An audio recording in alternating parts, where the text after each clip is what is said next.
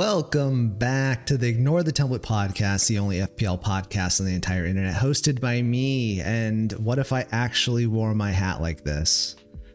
That one's just for the YouTube folks. I'll wear it normally. But what are we talking about? We're talking about a little bit of Gameweek 29, reviewing to some degree, or what has happened since then, more like, because we've had FA Cup, huge implications there for double game weeks, and we've also had European fixtures, which, despite the lack of injuries, there's a lot of fallout from that. So I'll go into that into a little bit more detail. We'll talk about my team, how it's shaping up for Gameweek 30. And really, this is all just going to be preamble for blank Gameweek 31 and discussions about that, how to set your team up, hopefully. So if you find this helpful, I guess, I hate, self-promoting, but subscribe, whatever, if you want. So let's jump into the episode. Okay, first things first, if you are on YouTube, you'll see a beautiful graphic somewhere over here, which is Ben Crellin's spreadsheet. Somebody clipped it up on the FPL subreddit, and it is available. So if you are listening on audio only podcast, maybe I should link this, because this is probably the most important piece of information we'll have leading up through blank Game Week 31, double Game Week 33, and blank Game Week 34. So I'll be trying to use these graphics as much as possible because I think they're very insightful.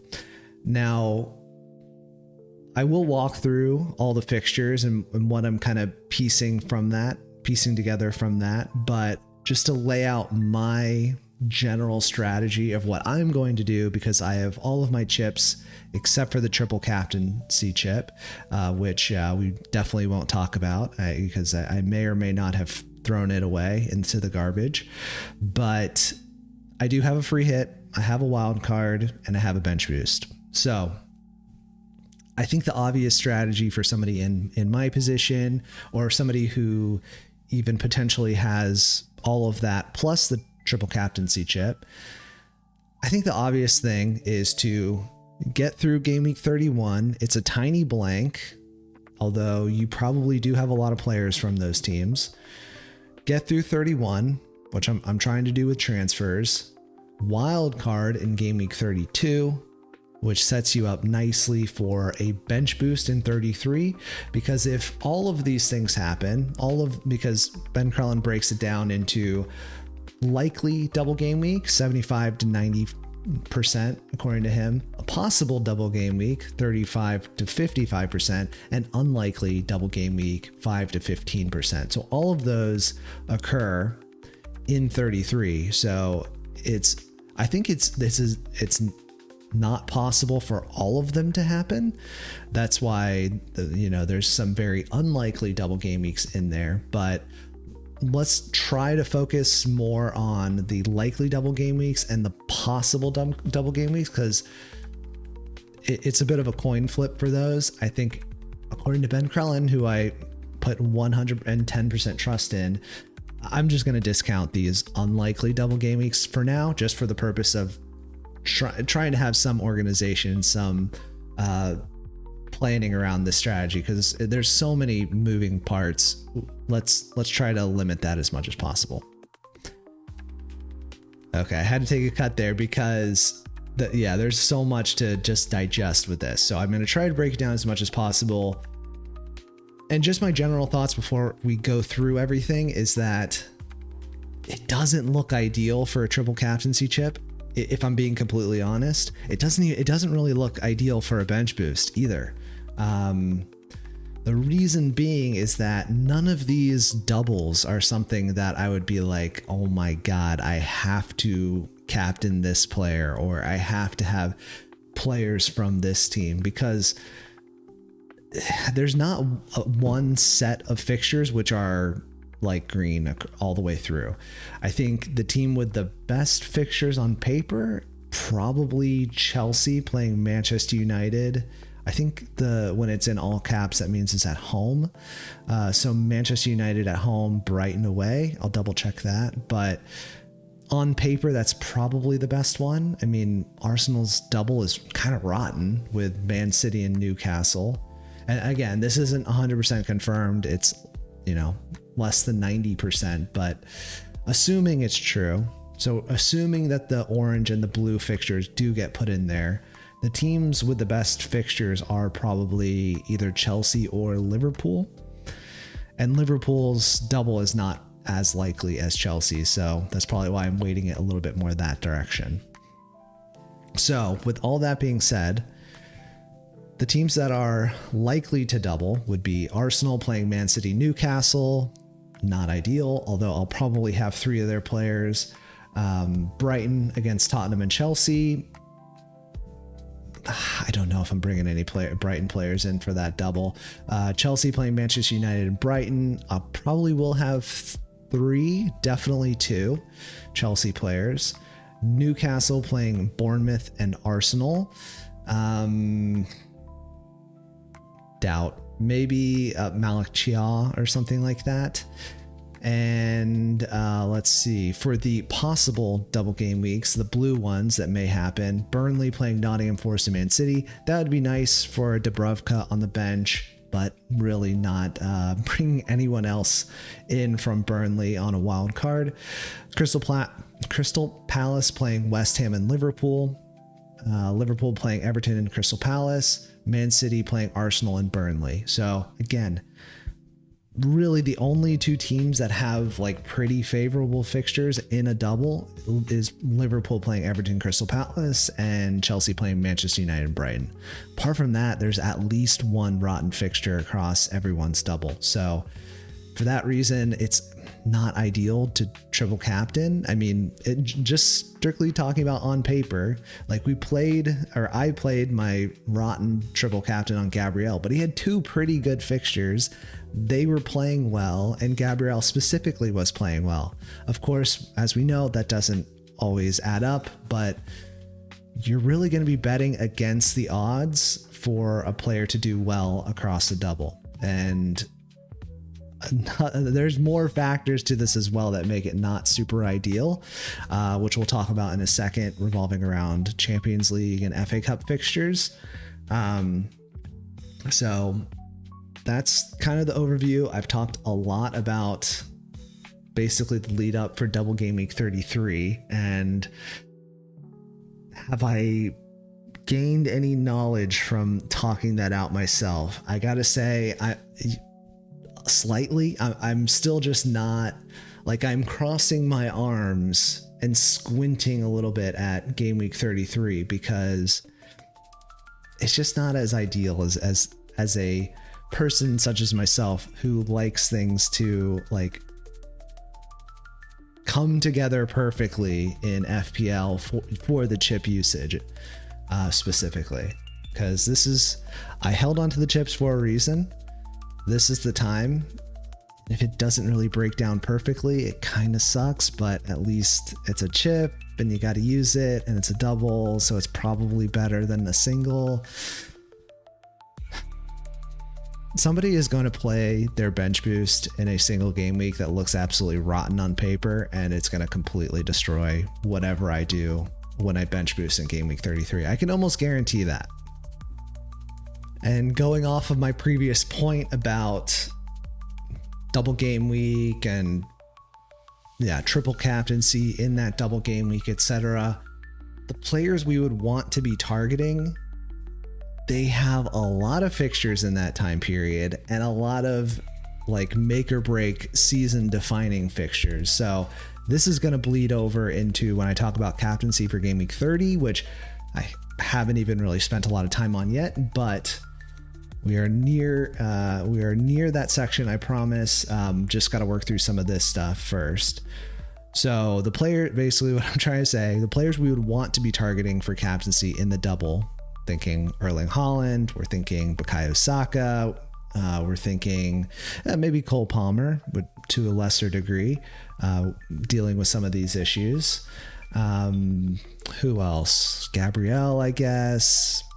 Not really Mohamed Salah, but you get what I'm trying to say. People that have been big performers or have shown that they have a high ceiling, those would probably be the players you would want to target for a captaincy in a double or a triple captaincy. But as we saw with how the Champions League played out, English teams got absolutely thwacked in the first leg. So does that mean that they're going to have to reduce down tools minutes in the league? I mean, Man City can't really afford to do that. If they want any chance at winning the league title, they're going to want to play their best team. Same goes for Arsenal. So if you are on YouTube and able to see the visuals of this, I've got Man City's fixtures. For Game Week 30, they've got West Ham, March 14th. And then March 17th, 3 days later, they play the second leg of the Champions League tie, which they lost the first one 3-0. Sorry for the spoilers, but we're days on from that now. And then, okay, this one was the game that got postponed. Then they have the EFL Cup final, March 22nd. Same goes for Arsenal as well. And then they have the FA Cup final, FA Cup quarterfinal, April 4th against Liverpool. Not easy. Then they play Chelsea, April 12th. Arsenal, April 19th. Like, this is a very tricky set of fixtures around the time when a double would take place. So if it does happen for Man City, there's probably going to be a lot higher likelihood that Erling Haaland either gets rested for an entire match or gets severely reduced minutes for one or if not both games in the double game week. And the same is basically true of Arsenal, Chelsea. Like, every English team got absolutely beat up in Champions League, which means that they've got Game Week 30 and then Champions League semi-final, Champions League second leg the following 3 days later. So 30 is going to be tough for captaincy. I don't know what I'm going to do. I think I'm going to play kind of weirdly on captaincy for Game Week 30, but yeah, I'll talk about my team in just a second. But yeah, Arsenal's not really much easier, but definitely not as extreme as Man City's. They play Everton, Game Week 30. Then they've got that second leg against Leverkusen. Then they've got the EFL Cup final, quarterfinal in the FA Cup. Did I say FA Cup final? EFL Cup final against Man City. FA Cup quarterfinal against Southampton. That won't be too rough. Bournemouth, then Man City, potential title decider. So a lot there, and yeah, we might as well just go through Chelsea's as well. Chelsea fixtures. What do you got? Google. As we saw, they got beat up by PSG 5-2, although that was away. Then they've got Newcastle in 30, second leg for the Champions League. Everton, not bad. Playing the mighty Port Vale in the FA Cup quarterfinals, then Man City, then Manchester United. So yeah, it's not great. It's definitely not ideal. I felt like kind of good about bringing my rank back up to 50k or 50-ish k this past week, but there is no crystal ball. This is going to be a complete shit show. I don't think anybody can say with a good degree of certainty that they're confident on how their team or specific players are going to do over the next 2 to 3 game weeks, which are probably the most impactful because we've got the doubles and the blanks. So it's a crapshoot. FPL is so based on luck, and instances like this is where the luck it's not even on the scale anymore because there's so many moving pieces, so much nonsense in the background. There's going to be injuries to contend with as well. So basically the moral of the story is good luck to anybody that is playing chips and get ready for some heartbreak. So here's what my team looks like for Game Week 30. We might as well talk about Game Week 30. We're here, aren't we? So I think overall my team looks pretty good for 30. I won't be captaining Haaland. I will talk about captaincy in just a second, but I think as I alluded to on the previous podcast, I think the wisest thing in my position, and I think for most people, because I've seen a lot of drafts and everyone's team looks fine. Everyone's team looks like they could be pretty good and definitely good on paper. So I think this is a week for rolling. It looks like, according to Mukiele's upgraded red flag, that he's expected March 22nd, which I believe is blank game week 31. It's not blank for him, but if he's questionable to be back for 31, that means I'm basically down another transfer, because I have 1, 2, 3, 4, 5, 6, now 7 players who are very likely to blank. Obviously, there is still some potentiality that Man City will not blank in 31. If that happens, that's fantastic, I think, for me. I'll, just roll through 31 and, or not roll my transfers, but yeah, I'll just get through 31 without having to take hits and tear up my team just to get players on the pitch. But I'm in the situation where I have 2 free transfers and I need to move on a lot of these players. So I'm at the absolute limit. I cannot accept any more injured players unless those injuries occur to Declan Rice, Ismail Assar. I guess Gabriel, Gehi, or Erling Haaland would also be acceptable to receive injuries there, but anyone outside of that, if Bruno Fernandes or Mbumo or Krupi Jr. get injured, I'm down a full player. So that's just a goose egg for game week 31. Unless, of course, Man City don't blank. So we'll see how that goes. But I think let's just roll this right into captaincy, I guess. But I'm thinking just kind of a gut thing.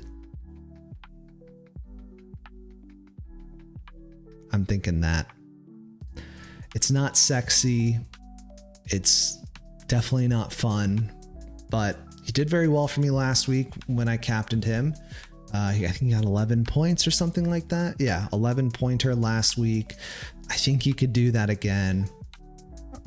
He could blank against Everton at home, but watching how Arsenal were so conservative in the Champions League, I just think they're just going to continue to play that for 99% of their games. Sometimes they play with a higher tempo where they may be more exposed, like we saw in the Brighton match, but they didn't concede. So the best defense, I think I would just lock that in, considering the amount of uncertainty that's going to be on Erling Haaland. Will Pep think, number one, they could get by without him in this match? And number two, is it better to rest him so that they can have any glimmer of a hope at overturning the 3-0 defeat against Real Madrid?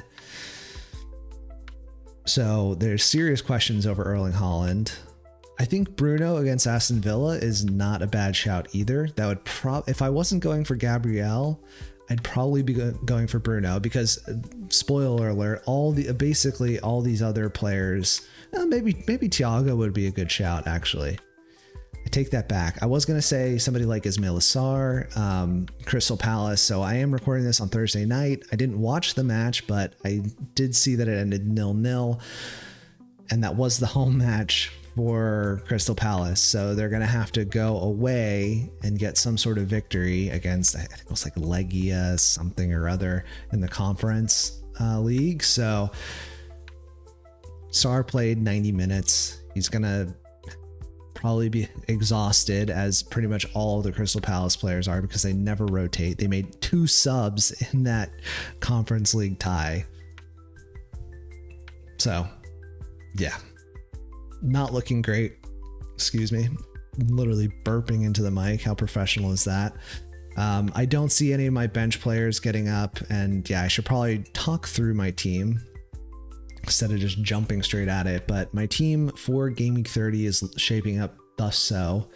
David Raya against Everton, Gabriel against Everton, Senesi against Burnley, Gehi against West Ham, Bruno against Villa, Mbumo against Villa, Sarr against Leeds, Rice against Everton, Holland against West Ham, Thiago against Wolves, Krupi Jr. against Burnley, and then on the bench, an injured Mukiele, Enzo, who got a goal and assist in the Champions League, but has been terrible in the Premier League lately. Tarkovsky is third on my bench against Arsenal.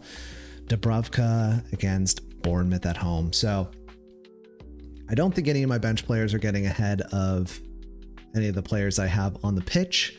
I think obviously Krupi Jr. could be benched and who knows, but it's such a good fixture. Even if he gets 30 minutes, 40 minutes, you would hope that he does something, at least something more than Enzo would do in 60 to 80 against Newcastle. So that's probably the only iffy one, but yeah, I'm generally happy and I'm just going to roll. There's too much at stake if I were to make a transfer and for it not to work out, to get injured or something or other. I think I just stick. And I don't think there's a lot of good players that I would have to bring in for Game Week 30. So I can review that as well, but this is what the team's looking like for Game Week 30 for me. Captaincy is probably going to be going to Gabriel. I'm going to dive into the actual stats now, which for a podcast that focuses a lot on stats, it's taken a while to get there, so I apologize. But yeah, we kind of have a lot to get through, surprisingly, when I thought I was going to have nothing to discuss this week. But blanks, doubles, this is what happens to FPL. All right, we're looking at the stats now. All of the stats are, well, I take that back. Most of the stats are available for free on the Airtable, and the other ones are not like put behind some paywall or anything. I just, the only stats that I hold back, which I will show on this podcast, YouTube, whatever, is the projected points for just one match. And I just hold that back because I use that for the scout team that I produce, which goes into the, basically I do a free hit every single week for my own scout team to compete against the official FPL scout team. And this is the column that gets fed into that algorithm, the projected expected points for just the next match. And to give a little background, if anybody's kind of relatively new tuning in, one of the stats that I think is probably the most important for FPL and specifically this year, because value is just like, value does not matter. There's too much money floating around, so you don't even have to like look at value picks for the most part. You just got to pick the players that are getting the most points on average and hoping that they're playing relatively weaker teams, which you would expect them to get more points in. That's FPL summed up this year. But I have this column for projected points for the next 5 matches, but for this little segment, let's just look at the projected points for the next match, because a lot of people are going to be wildcarding soon. We've got a blank game week coming up. Let's just look at 30. Let's get through 30 and see what happens. So, and obviously this is just the statistics, right? Am I drunk? I'm slurring my words, which is not a word because I'm slurring them. These are just the stats and the greater context, as we just kind of described. Erling Haaland has to do something magical in the Real Madrid second leg. So is he going to be getting the appropriate amount of minutes he would get to average about 8.6 points per match against a team like West Ham, who have actually been playing a little bit better recently? And this is based on their season total expected goal difference. Probably not. So I would maybe expect this to come down. Senesi, surprisingly number 2 for this metric, projected to get 8.1 points. Again, I think they're playing Burnley, which statistically are the worst team in the Premier League this year, despite the fact that they're above Wolves. Bruno is third on the list at 7.12. Gabriel fourth at 7.07. Thiago after him at 6.89. Then Gehi 6.78. So luckily, as we can see on YouTube, I've filled those all in green. Those are the players that I have. So I'm feeling fairly confident that a lot of the players that I own are projected to get a lot of points this week. Does that mean anything? No, because as we can see, somebody absolutely stupid, like let's just go all the way down and pick somebody out. Jose Sa, watch him just like save a penalty and completely shatter the projected points. It's kind of funny that he's actually right next to Rogers, who is 100% a vibes player. And I refer to these as vibes players because their underlying data, they don't take a lot of shots, which on average for most players, if you take fewer shots, you're going to get fewer goals, but he tends to outperform, which I hate him for that. But also it's been good when he's been terrible. Like lately, he hasn't been able to score at all. So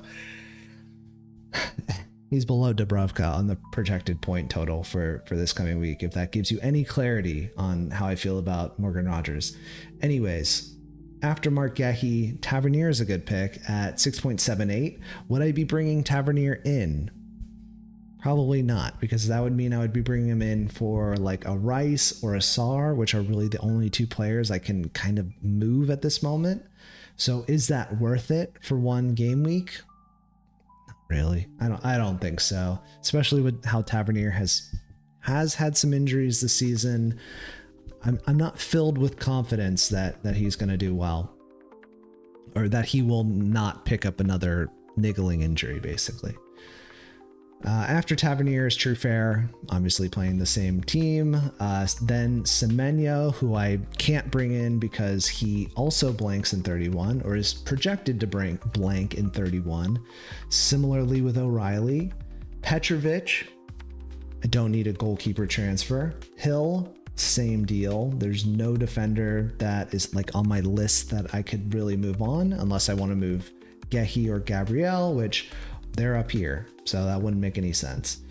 Gapardiol is injured, I believe, so we can cross that out. Collins and Vandenberg, their rotation nightmare at Brentford for the center backs has been not so good, so that would be too risky for me, in my opinion. Munoz coming back from an injury, no. Foden, somehow he gets on this list. I guess it's because of the fixture difficulty rating. Yeah, just absolute no for me, dog. Evan Nielsen, no. Mateus Nunez, no. Shada, that's not a bad pick. Shada and Dango probably wouldn't be terrible to bring in this week. They play Wolves, right? So would I prefer Shada or Dango over a Rice or a Sar? Maybe over Declan Rice. But would I, I don't know. I think it's just fine to roll. I'm not being blown away by this. On a wild card, I would consider it. On a 1 week transfer before a blank and before I wild card, I just think it's a no. I think it just makes sense to roll for my team and probably for most teams. So this hopefully it gives you a little bit of insight into how I do my thinking around this kind of thing. Like, if I had a bunch of players down here, like if I had a Morgan Rogers, for instance, or if I had, I don't know, who's somebody that is like blanking that has also been not so hot. I mean, Doku is injured. Who has him? Scanning. Doesn't blank. If I had like a Tijani Reinders, for instance, projected point total 3.1 by the underlying data, by the observed data 4.24. It's not filling me with soy. I would probably move Reinders on to somebody like a Dango or a Shada, for instance. That would be something I would do. Luckily, I don't have any of those types of players. I'm generally happy. Like, I'm fine. Like Enzo is not projected to get a lot of points this week. He's on my bench. Mukiele, same thing. Raya is going to play, but I actually think that's not a bad fixture for him. Let's see. Krupi Jr., he's going to play, but I don't have the money for like João Pedro, for instance. So can't do that. Tarkovsky's on the bench. Dubravka's on the bench, and that's it. So that's my thinking overall on transfers this week. I think this is just the perfect week to roll, as last week kind of was as well. And probably we'll make moves next week, but we'll get to that when we get to it. And if you don't trust my stats, you don't trust them, and you prefer this guy, Joaquim G on Reddit, he puts out I think this is based on like the betting odds of players scoring, getting clean sheets, etc., getting factored into these types of lists. But he put out, he puts this out every week, which for captaincy, the highest projected or predicted point totals.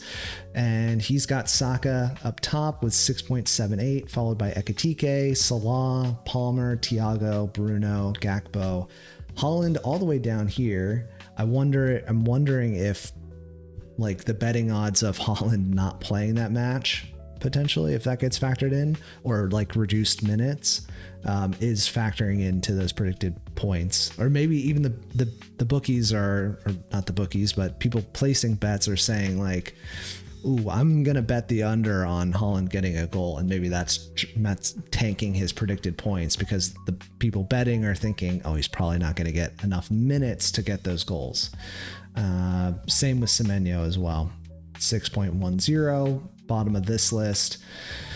But yeah, I mean, these are not drastically different from what my statistics showed, but this is probably, I don't know if I would say more like, I just realized I didn't have the whole, don't look at my icons. Don't you dare. I think this, I don't know. I struggle with the whole like using betting odds thing. Because I think it's too easily influenced by like recency bias and people making bets, and people are not always reliable when it comes to being predictive of what actually happens. And I tend to take a more like landscape statistics view of things, like the law of large numbers, which basically comes down to, with a larger sample size, things tend to just like regress to the mean, and you start to get like a normal distribution, and things are a little bit easier to predict that way. But yeah, for anybody who doesn't trust my dumbass, which fair enough, because I cannot speak, this is an alternative if you are looking for maybe a differential captain to what I said, which I think by my numbers, which we'll pull up again, I think had Haaland up there, right? Yeah, I think Haaland was number one, but this one has Saka, so there you go. And there you go. Yeah, I guess the question mark people will have is like Senesi projected to get 8.1 points by the underlying data. I can understand that. But when you think about it, getting a clean sheet and getting 2 defensive contribution points, that's 8 points. So that's, I don't know. I think that's a pretty likely outcome just on paper. So I'm just going to throw my hands up and just say that. But yeah, that's probably the one that stands out when people are looking at captaincy, because they're used to seeing Haaland, Bruno, and Thiago, and Salah, which isn't even on this list. Yeah, Salah's way down here. So where's Ekitike? Is he above Haaland or Salah? No, he's below. Who knows? All right, and with that being said, let's move on to the section of the podcast where we get into the competition between myself and the official FPL Scout team. And I apologize that we have so many ads. I had to use the different... First of all, FPL.team. I love you, but too many GD ads, okay? All I'm trying to do is plug my team. I don't need an ad there and an ad here and a thing on the bottom, which has become a wonder kid to remove ads. I love you, but this is constructive criticism. There's too many ads. Like, just remove this one, please. I could deal with this, but this one down here is absolutely rotten. Without trying to like get too far into it, let's just talk about the team that the algorithm picked out. So the algorithm picked out a 5-3-2 as being the highest scoring solution for Gameweek 30. And these were the players it picked out. Now the question is, will I make any changes, and who would be captain according to the algorithm? Which I think, it has to be Holland, right? But I don't have to follow everything the algorithm says. So if I wanted to change things around, I could do that. Maybe I will go with Gabriel like I will probably do in my own team. But this is what the algorithm has picked out. Just to run through, it has Petrovic in goal, Gabriel against Everton, Senesi, Gehi, Lacroix, Vandenberg, Bruno Fernandes, Semenyo, Tavernier, Erling Haaland, and Thiago. And I also looked at different formations, and it also had, it didn't have Raul, but it did have Dango and Sar. I forgot to look at like the 3-4-3 formation that would have showed the other forward to be picked. But, oh no, actually I did. And it was, I think it was Evan Nielsen, which I already have for Bournemouth players. So I just decided to go for Raul instead. So looking at this team, I think generally on paper, that's a pretty solid team for a free hit and for a team going up against the official FPL scout team. And would I make any change? I think the one change I would potentially make is just Vandenberg, because of the potential of them getting, some sort of switch up or randomness. I think it's just worth removing for the headache. Now, who would I go for instead? I have room for another Crystal Palace player. Could go for like a Richards. That sounds awfully boring. Who do Brighton play? They play Sunderland away. Don't love that. Nope, get out of here. Hincapié, because we have more room for Arsenal players, but who knows if Hincapié is going to play. He just played a whole lot against Bayer. Coyote, I could do that. He's definitely going to play, or you would think he would definitely play. But apart from that, I really do like the team. I think on paper, it's basically, I would probably have this entire team except for maybe this. And I'm just not really sold. Is there a midfielder I would love to have over? You know what? There is. So I'm going to switch it up. I'm going to a 4-4-2. Screw you, Coyote. Dango. You're in, buddy. That's the team I'm going to go with for the scout team competition. And we do actually have the official FPL scout team to look at. So let me... Headphone. These are important for recording because now I can't hear myself because I'm an idiot and the Bluetooth has been knocked out. So, okay.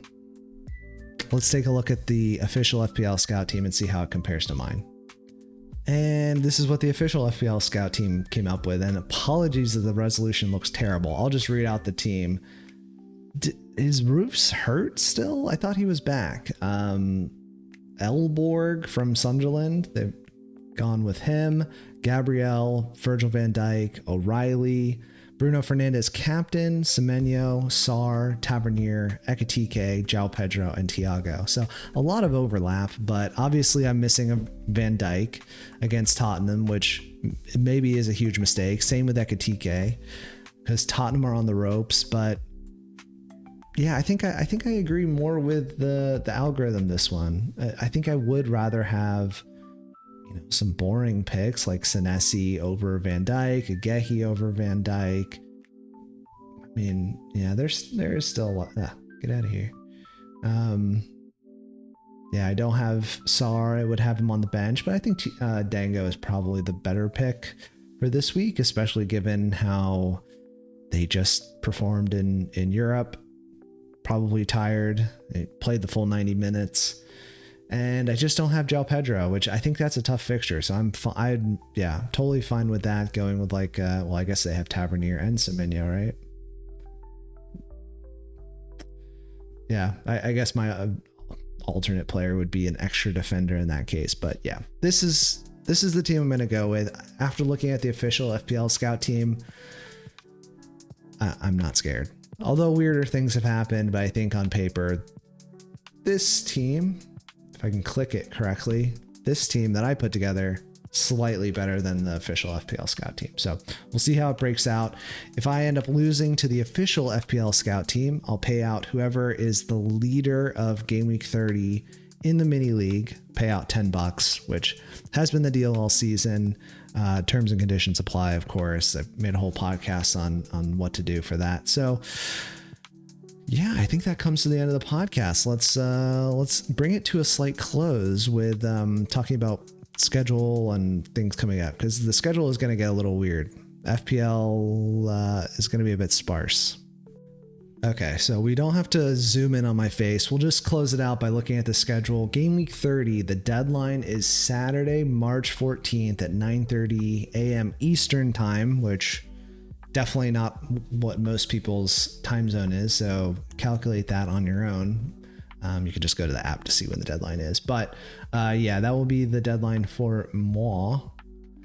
Game Week 31 is, yeah, like what, a week later, March 20th, which goes from the 20th through the 22nd. And that will be the blank game week. So this will be the regular.